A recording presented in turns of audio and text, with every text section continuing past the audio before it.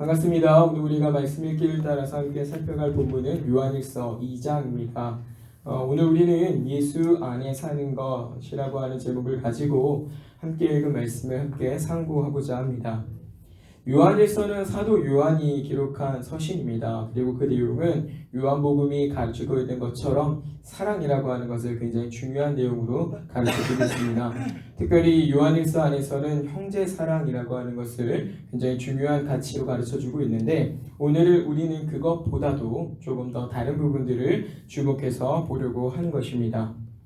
본 서신에서는 모든 성경이 그러하듯이 우리 모든 그리스도인들이 받아야 하는 권면과 교훈의 내용들이 담겨져 있습니다. 특히 오늘 우리가 읽은 이 본문에서는 우리에게 베풀어 주신 그 무한한 은혜, 하나님의 은혜와 그 복이 어떠한가라고 하는 점을 가르쳐주고 있고, 특별히 우리를 용서하시고 죄사함의 은혜라고 하는 것을 누리게 하신 그 하나님의 은혜가 어떠하냐, 그것이 얼마나 큰 것이냐라고 하는 것을 생각해 보게 하는 그런 말씀을 우리에게 주고 있습니다. 그래서 그 하나님의 은혜를 스스로가 성도 자신이 묵상하고 생각해 보면서 하나님 앞에서 자원하는 마음으로 경건한 생활과 또 거룩한 생활을 결심하도록 하는 그러한 내용을 이 요한일서가 잘 가르쳐주고 있습니다. 우리가 읽진 않았습니다만 요한일서 3장 1절 전반부에 보면 이런 말씀이 있습니다.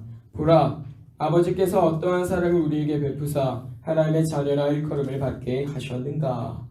이 말씀을 보아서도 아시겠습니다만 생각해보게 하는 겁니다. 무엇을? 하나님의 은혜가 얼마나 큰지를, 우리의 죄를 용서하시고 우리를 구원하신 그 하나님의 은혜가 얼마나 값진 것인지를 보라, 생각해보라, 이런 말씀을 우리에게 주는 겁니다. 사도는 하나님께서 성도에게 베풀어 주신 그 사랑을 성도가 깨닫게 돼서야 비로소 그 성도는 하나님을 위한 삶을 살아가게 된다라고 하는 걸 우리에게 가르쳐 주는 겁니다. 그러니까 우리가 하나님의 사랑을 깊게 묵상하고 생각할수록, 그리고 그 사랑을 깨달으면 깨달을수록, 알면 알수록 그 신앙생활은 달라지게 되어 있다라고 하는 걸 우리가 이런 말씀을 통해서 배우는 것이죠. 이를테면 하나님의 사랑이라고 하는 것이 1 정도밖에 몰랐다면 그런 정도밖에 살 수 없을 겁니다. 그런데 이 크기가 커지면 커질수록 그에 맞게 반응해서 사랑하고 살려고 하는 이 성도의 모습이 나오게 되는 거죠. 예를 들면 서로 사랑하는 두 사람이 있을 때 두 사람의 어떤 사랑하는 마음들을, 그 크기들을 알게 되면 어떤 일들을 하게 됩니까? 외면하거나 아니면 모른 척하는 게 아니라 더 좋은 마음으로 그 서로를 위한 일들을 하게 되어 있는 겁니다. 더 많은 부분에서, 더 넓은 범위에서, 더 깊은 관계에서 사랑을 이해하고 사랑하는 관계로 나가게 되는 거죠. 마치 이 사도가 우리에게 그런 것들을 가르쳐 주는 겁니다. 하나님이 너희를 얼마나 사랑하는지, 우리를 얼마나 사랑하는지 좀 깨달아라. 그리고 너희도 그 사랑에 맞게 하나님을 사랑하고 살아라. 그런 말씀이 이제 우리에게 도전으로 준단 말입니다. 그래서 우리가 이런 말씀으로 배울 수 있는 것은, 우리가 일상생활에서 하나님의 은혜라고 하는 것, 구원이라고 하는 것, 내가 얻은 죄사함의 은혜라고 하는 것을 끊임없이 묵상하는 것이 우리에게 큰 유익이다라고 하는 걸 배우게 되는 겁니다. 게으르게 하면 안 되는 게 바로 이러한 내용인 겁니다. 하나님이 내게 주신 구원이 얼마나 큰 것인가, 나의 죄를 용서해 주신 그 은혜가 얼마나 큰 것인가, 그 사랑이 얼마나 좋은 것인가 라고 하는 점을 끊임없이 생각을 해야 된단 말입니다. 여기 있는 우리도 그렇겠지만 대부분의 교회가 자기가 받은 구원에 대해서, 죄사함에 대해서 부정하진 않습니다. 그런데 동시에 어떤 일도 안 하냐면 이걸 묵상하는 일도 없어요. 내가 받은 죄사함의 크기가 얼마나 큰가, 내가 얼마나 더럽고 추악한 자였는가, 여기서 하나님 나를 얼마나 아름다운 자로 부르셨는가, 고민하지 않습니다. 생각하지 않아요. 그냥 구원받았다고 하니까 그런 줄 알고 끝입니다.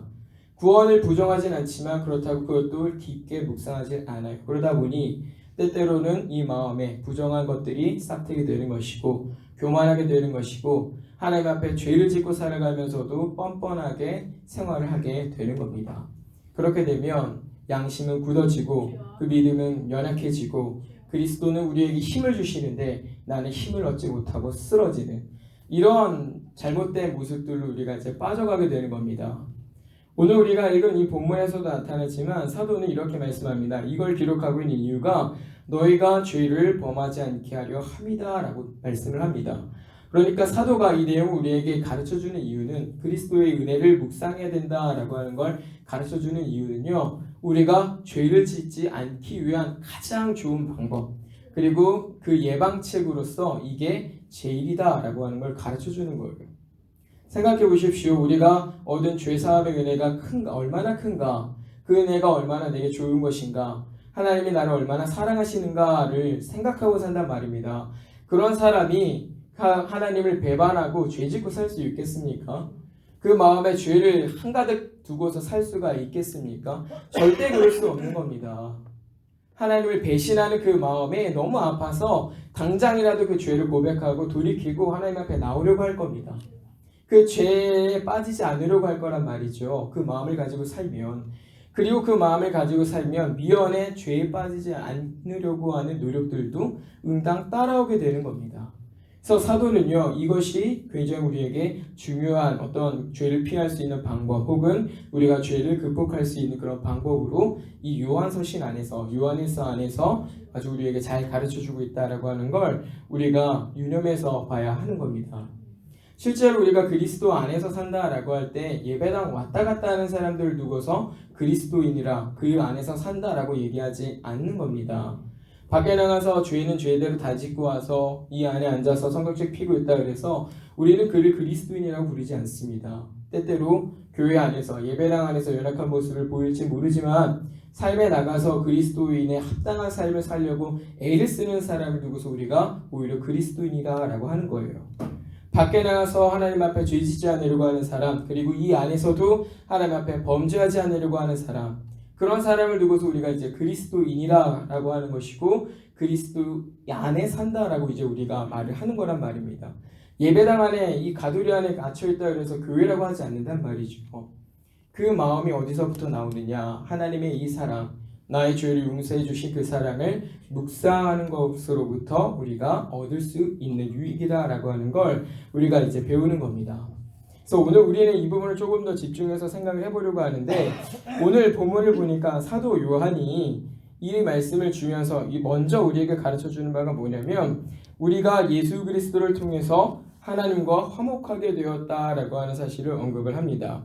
그러니까 잠깐 보시면 1절 보시면 이렇게 말씀하고 있죠. 나의 자녀들아, 내가 그것을 너에게 쓰면 너희로 죄를 범하지 않게 하려 함이라. 만일 누가 죄를 범하여도 아버지 앞에서 우리에게 대언자가 있으니 곧 의로우신 예수 그리스도시라.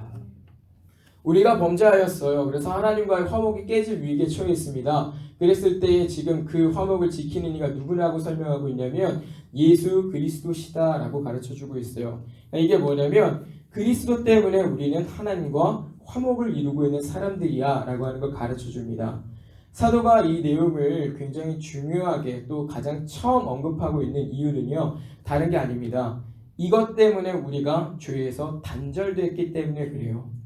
예수 그리스도께서 우리의 대언자가 되셨고, 우리가 예수 그리스도와 연합을 하면서 우리가 하나님과 화목을 이루게 됐단 말입니다. 이 말은요, 우리가 이제는 죄에서 떨어져 나왔다라고 하는 걸 보여주는 거예요. 우리가 그리스도에게 붙어 있으면 당연히 죄에 붙어 있지 않을 겁니다. 그러나 우리가 그리스도에게 떨어져 있으면 우리는 당연히 죄에 붙어 있는 겁니다. 근데 지금 우리의 상황이 어떻다는 거예요? 이 죄에 붙어 있던 데서 우리를 딱 떼서 그리스도에게 붙여가지고 하나님과 화목하게 된 자리에 있게 되었다라고 하는 거예요. 결과적으로 우리가 죄에서 단절된 사람들이다. 그러니까 우리는 죄를 지을 수 없는 상황에 있게 되었다. 이렇게 우리에게 가르쳐 주는 겁니다. 이게 우리에게 있어서, 신앙에 있어서 굉장히 중요한 거는요, 사실상 이 내용이 있었기 때문에 우리가 회개도 할 수 있는 것이고, 우리가 죄와 투쟁하면서 성화의 삶을 살아갈 수 있게 되기 때문에 그렇습니다. 만약에 우리가 죄와 단절되지 못했다라고 한다면요, 여전히 우리는 죄에 붙어있는 자들인 거예요. 죄에 붙어있으면 어떤 생활을 하게 될까요? 얘기해서 뭐 하겠습니까? 당연히 죄 짓고 사는 거예요. 죄에 붙어있으니 죄에서 떨어져 나올 길이 없는 겁니다. 그런데 이제 그게 아니라는 점이죠. 그렇게 죄와 비참한 처지 가운데서 망해서 없어져도 아무런 말도 못하던 이 사람들이 이제는 거기서 빠져나왔다 이거예요.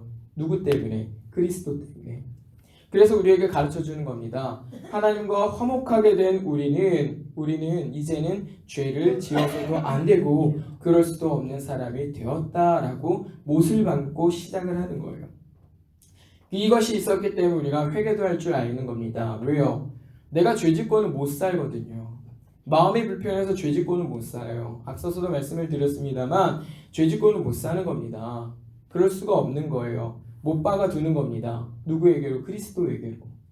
특별히 이렇게 건진받은 자들, 그리스도와 연합을 해서 하나님과 어떤 화목을 이루는 관계에 있는 자들의 그 마음에는 누가 계시냐면 성령님이 계셔요. 성령님이 내주하시는데 그분이 우리를 어떻게 일하시냐면 이 안에서 어떻게 일하시냐면 끊임없이 죄는 미워하게 하시는 일들을 하시는 겁니다.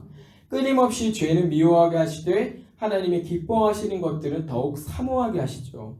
그래서 우리가 말씀 들으려고 뇌를 쓰는 이유가 어느 날 갑자기 내가 이렇게 마음에 들어서가 아니고요. 우리 안에 계시는 성령님께서 그렇게 우리 마음을 이끌어 가시기 때문이에요. 하나님을 더 사랑하게끔 우리를 만들어 가시고 다만 그렇게 하시면서 죄는 끊임없이 미워하도록 하시기 때문에 우리가 회개 생활을 하는 것이고 하나님의 말씀 앞에 또 서게 되는 것입니다.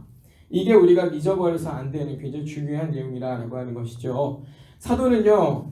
요한일서 3장 6절에서 이렇게 말씀하는데 그 안에 거하는 자마다 범죄하지 아니하나니 범죄하는 자마다 그를 보지도 못하였고 그를 알지도 못하였느니라 라고 이렇게 말씀을 하면서 우리는 더 이상 죄 지을 수 있는 사람이 아니다. 우리는 죄에서 완전히 단절되었고 하나님과 연합하고 화목하게 된 사람이기 때문에 더 이상 죄를 지을 수 없다. 근데 죄를 짓는다면 그는 가짜다. 이렇게 우리에게 가르쳐주고 있는 겁니다. 그래서 우리가 이 내용을 통해서 그러면 죄와 단절된 사람들, 그러니까 하나님과 화목을 이룬 사람들이 어떤 삶을 살아야 되느냐라고 하는 것들을 이제 이어지는 내용에서 조금 확인을 해야 되는데 쉽게 얘기하면 하나님의 말씀을 따르는 생활입니다.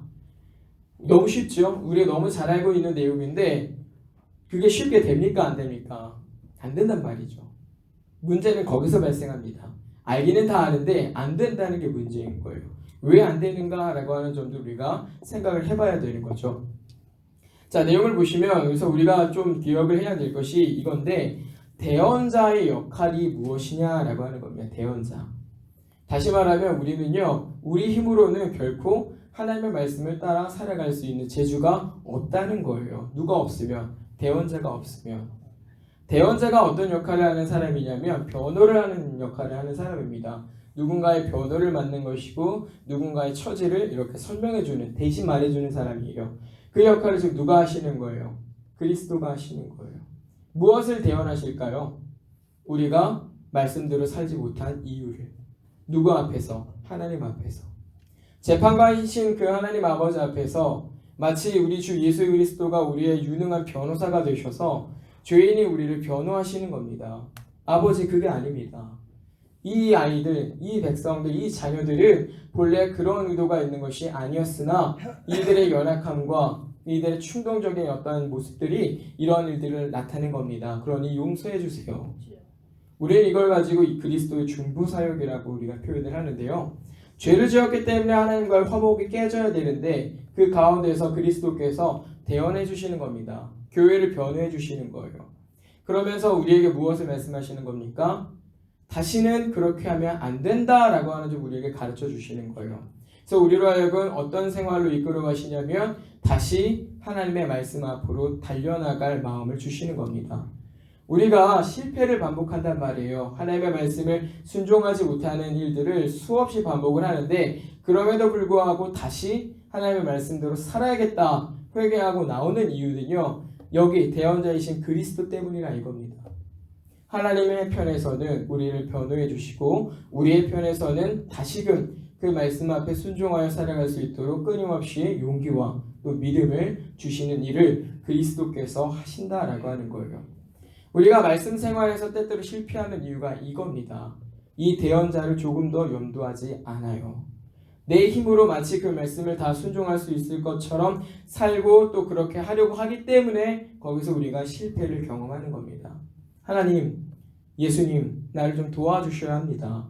내가 당신의 말씀을 따라 살아가려고 하는데 나의 연약함과 허물은 주님이 가장 알고 계시지요. 그러니 주님께서 나를 도와주셔야 합니다. 내가 부지 중에 죄를 지었을 때 나를 회개하게 해주세요. 내가 하나님의 말씀을 따라 살아가려고 할 때는 용기를 주세요. 뒤로 머물거리거나 그것들을 하지 않으려고 하지 않도록 내게 용기를 주세요라고 하는 그런 간구의 내용들이 있어야 된단 말입니다. 소위 대언자이신 우리 주 예수 그리스도를 의지하는 게 있어야 하는 거예요. 이게 없으면 넘어지게 되어 있습니다. 왜요? 우리 스스로는 뭔가 할 수 있는 힘과 지혜와 능력이 조금도 없기 때문인 거예요. 그래서 여전히 우리는 구원받았음에도 불구하고 우리의 대언자이신, 우리의 구속자이신 예수 그리스도가 필요한 것이고 여전히 그분은 하나님 앞에서 우리를 위해서 변호를 하셔야 하는 겁니다. 그것이 우리가 얻은 큰 은혜라고 하는 거죠.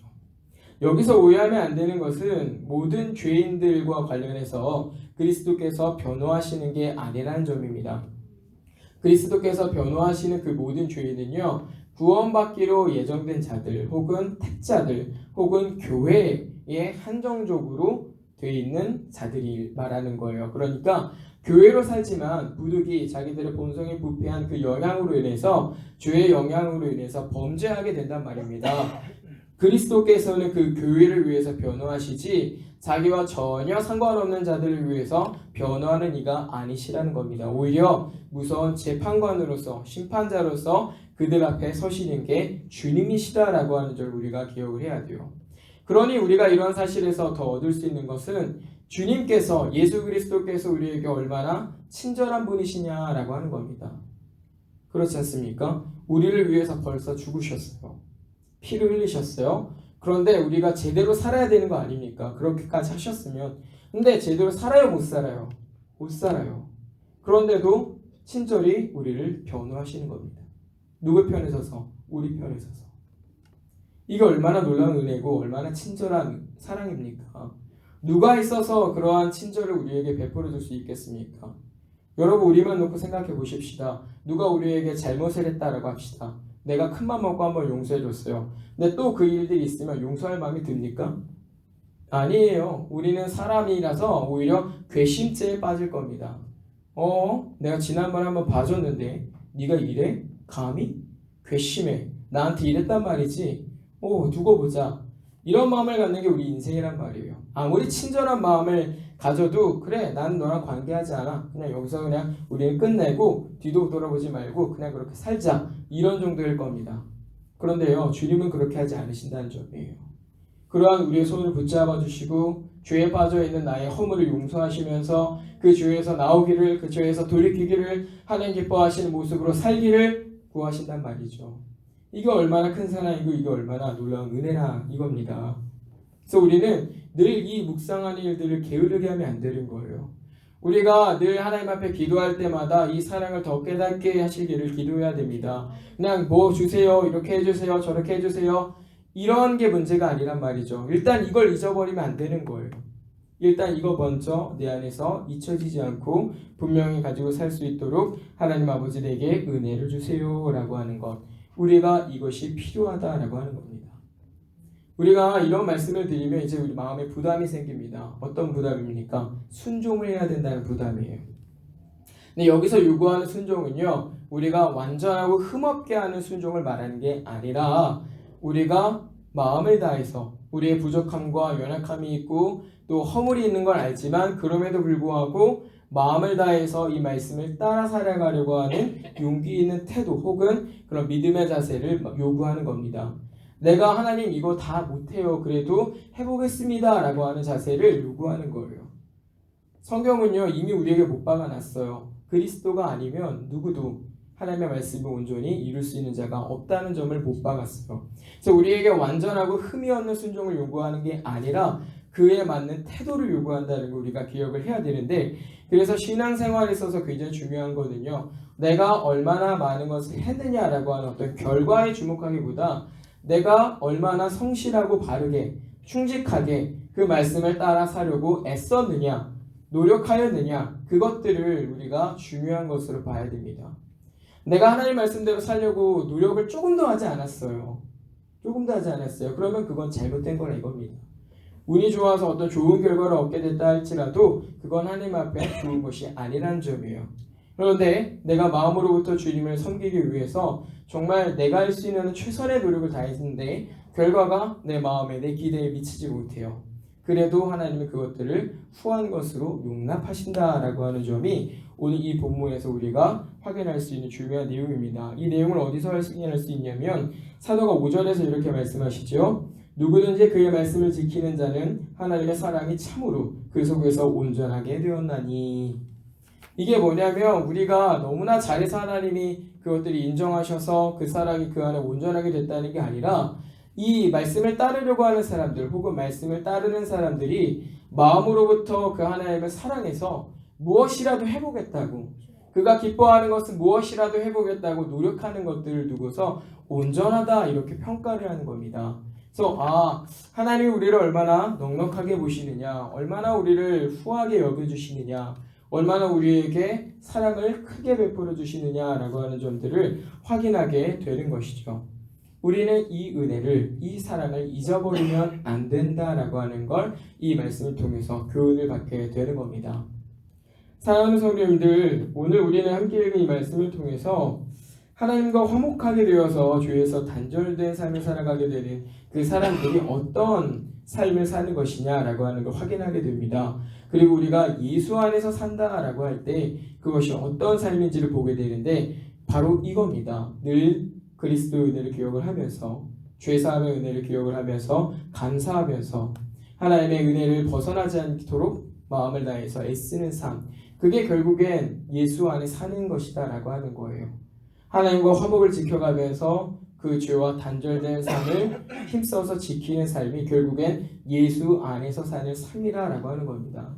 그래서 우리가 예수 안에 산다라고 할 때 두 가지가 항상 있어야 되는 거예요. 하나가 말씀에 대한 순종이고 또 다른 하나가 죄를 멀리하는 거예요. 죄를 멀리하는 거예요.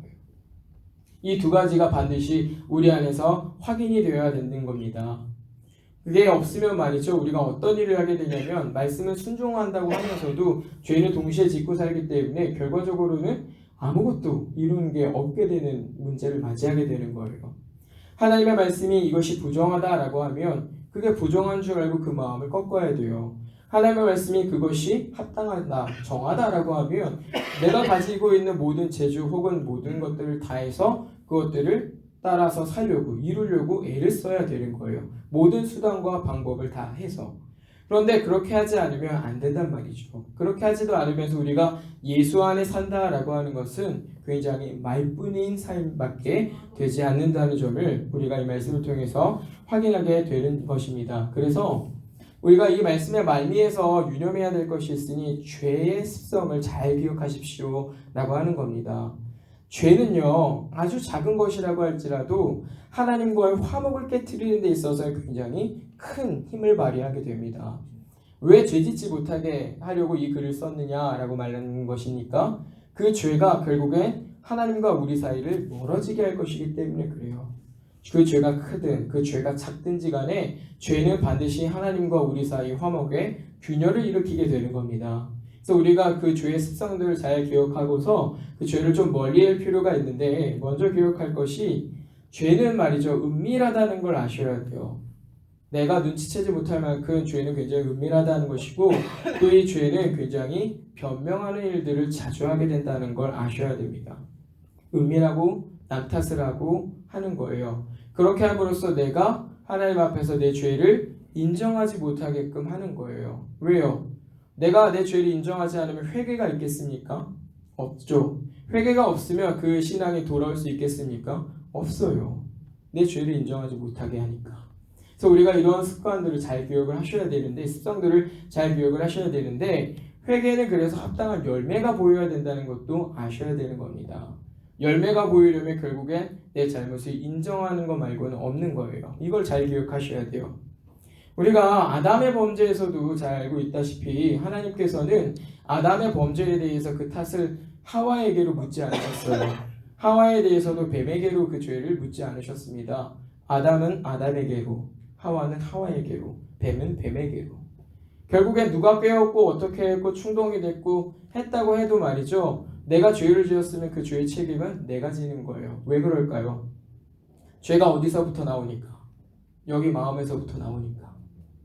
옆에서 아무리 난리를 치고 옆에서 아무리 충동하고 옆에서 무슨 일을 하건 내 마음이 요동하지 않고 평안하면 끝인 거예요. 근데 옆에서 가만히 있는데 나 혼자서 마음이 요동쳤단 말이에요. 나 혼자서 그 죄에 사로잡혀서 싸웠단 말이에요. 그럼 그건 내 책임인 거예요. 주님은 너를 그렇게 하는 사람 누구냐 이렇게 안 물으시고 너 왜 그랬니? 라고 물어보실 거예요. 나한테. 그래서 우리가 죄라고 하는 것이 이러한 특성이 있다는 걸 기억하시고 혹시라도 내가 그러한 특징들을 가지고 있다면 내 마음에 그리고 내 생활에 그런 특징들을 가지고 있다면 그것이 죄인 줄 알고 하나님 앞에 빨리 돌이켜 회개를 하셔야 하는 겁니다. 그래야 우리가 하나님과의 화목을 지킬 수 있고 하나님과 연합한 그 삶을 이어갈 수 있게 되는 것이죠. 또 우리가 그렇게 살 때에 성령님은 우리 마음을 굉장히 아프게 하실 거예요. 찌르실 겁니다. 그리고 돌이키게 하실 겁니다. 그럴 때 우리가 지난주에 들었던 말씀처럼 그 성령을 멸시하지 않고 그것들을 인정하고 빠르게 하나님 앞에 맡겨놓고 돌이켜야 된다는 걸 잘 기억을 하고서 내 죄의 문제를 하나님 앞에 맡겨놓는 신앙의 태도를 가지고 살아야 하는 것이죠. 이것이 그리스도 안에서 죄와 단절되어 살아가는 성도들이 힘써 해야 될 일이 되는 겁니다. 그냥 앉아서 일어나서 듣고 끝나는 것이 아니라 이 일들을 정말 능력 있게 잘 해야 한다라고 하는 것이죠. 모쪼록 이 받은 말씀을 따라서 그리스도 안에서 화목한 교회로 살아가시는 여러분이 되기를 바랍니다. 그리스도 안에서 죄를 멀리할 줄 아시고 하나님의 말씀을 가까이 할 줄 아셔서 하나님과 화목한 그 과정 속에서 행복을 누리고 또 즐거움을 맛보고 살아가는 저와 여러분이 되기를 주님의 이름으로 부탁을 드립니다.